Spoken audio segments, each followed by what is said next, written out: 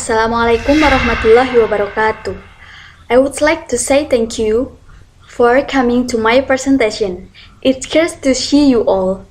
Let me introduce myself. My name is Dwi Ambar Kunanti.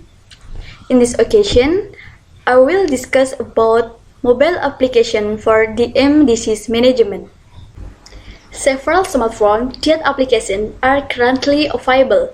Most of them are free and can be downloaded for the public.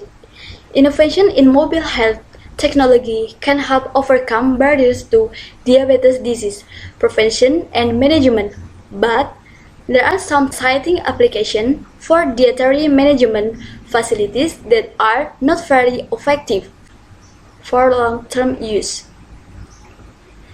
Some of the use of technological facilities in health intervention for the community and care have been widespread in the prevention and management of diabetes, and these applications are available on various devices such as the Apple iTunes Store and Android Market, and various other devices to detect diabetes mellitus factor. Diabetes mellitus describes a metabolic disease that has become one of the most pressing and common problems. Diabetes mellitus is caused by problems with insulin production by the pancreas or resistant by end organ tissues, and person has high blood glucose or elevated glycosylated hemoglobin A1C, a problem known hyperglycemia. For classification, diabetes mellitus is classified into 4 types. Type 1 diabetes mellitus. Type 1 diabetes is a disorder in insulin secretion caused by destruction of pancreatic beta cells. Type 2 diabetes mellitus. Furthermore, type 2 diabetes mellitus, the occurrence of insulin resistance or decreased insulin action with progressive loss of glucose-dependent beta cell function. Gestational diabetes mellitus. There is gestational diabetes mellitus is a disorder that occurs during pregnancy due to glucose tolerance. Other specific form of diabetes. There are other specific forms of diabetes including disease of the pancreas, endocrine organ, drugs, genetic defect in insulin, secretion and effect of insulin, other genetic syndrome, infection, and autoimmune-mediated diabetes mellitus. The diagnosis of diabetes mellitus. The diagnosis of diabetes mellitus is based on fasting glucose, oral glucose tolerance test, or OGTT, or hemoglobin A1C. The first is fasting glucose and OGTT. On this examination, measuring with some increase in blood glucose value at least on 2 different days. This diagnosis is made regardless of age and gender. For normal values of fasting glucose in venous plasma less than 100 mg per deciliter. Furthermore, for the 2012 DG guidelines, an increase in the hemoglobin A1C value is also included in the standard criteria for diagnosing diabetes mellitus, which can be determined based on hemoglobin A1C limit 6.5%. Next, for this reason, it is necessary to take preventive measures to reduce the population of people affected by diabetes mellitus. 1. Primary prevention. Prevention of diabetes is divided into primary prevention, which is carried out before immune activity against beta cell. 2. Secondary prevention. Secondary prevention occurs when there is still normal glycemia, but metabolic risk is high in the development of diabetes. 3. Tertiary prevention. Tertiary prevention to prolong beta cell function in type 1 diabetes that has already manifest. Mobile health service, example targeting 3-level prevention and management diabetes disease. TVD indicates diabetes mellitus disease. IVR, interactive voice response, or automatic call, short message, or text messaging service. Therefore, there are several mobile health technologies in the diabetes prevention offered with the existence of several mobile applications to provide and complement exciting interventions that target lifestyle factors associated with increased diabetes risk.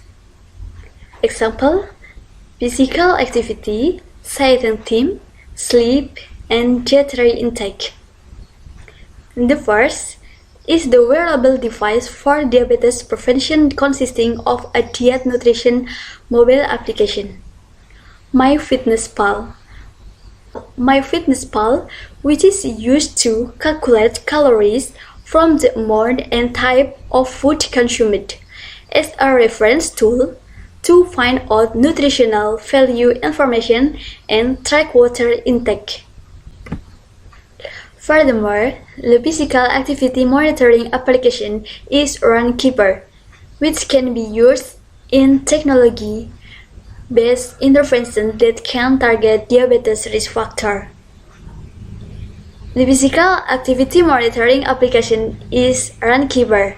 Runkeeper provides real-time physical activity measurement and daily or weekly feedback via monitoring display, accompanying application, email message, or message text. Diabetes management non-invasive and invasive medical device. And then there is mobile health technology that stand out in diabetes management as non-invasive and invasive diabetes medical device.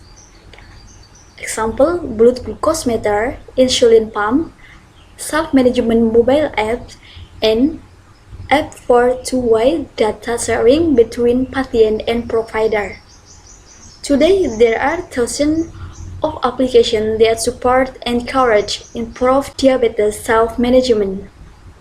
Therefore, within the mobile application, there are several options for blood glucose tracking, insulin dosing, diabetes education and training, or data transmission to healthcare professionals.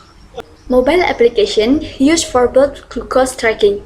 In some applications, enter data manually and some receive data from data transmitted from external devices such as glucometer and accelerometer via USB or Bluetooth. An increase in hemoglobin A1C is found in the glucose monitoring application. The health worker sends a message or communicates in real time. In general, patients prefer to use their own blood glucose monitoring application. Example: when the data is synchronous with the glucometer, and for the use of the application, it depends on gender, age, or education. Then, mobile app for diabetes education. Apps that provide educational material on diabetes-related topics can provide relatively basic lessons on diabetes care and self-management. Unfortunately, a recent review found that the educational component in most diabetes-related apps is not evidence-based. And finally, there are mobile apps for data sharing. While most of the mobile apps are designed for the patient perspective only, also known patient-facing, several apps exist that allow data sharing between patient and doctor, allowing for physical involvement in treatment decision-making. This allows doctors to visual blood glucose, train, and make the necessary adjustment to treatment in real time. In conclusion, advance in technology can address the gap between what the patient needs and what the health system provides for a cost reason. A number of technologies can provide a platform for developing mobile health service and conducting trials that can prove to be a cost-effective solution. Thank you very much for your great attention. May all those I have shared be beneficial for all of us. Thank you. Wassalamualaikum warahmatullahi wabarakatuh.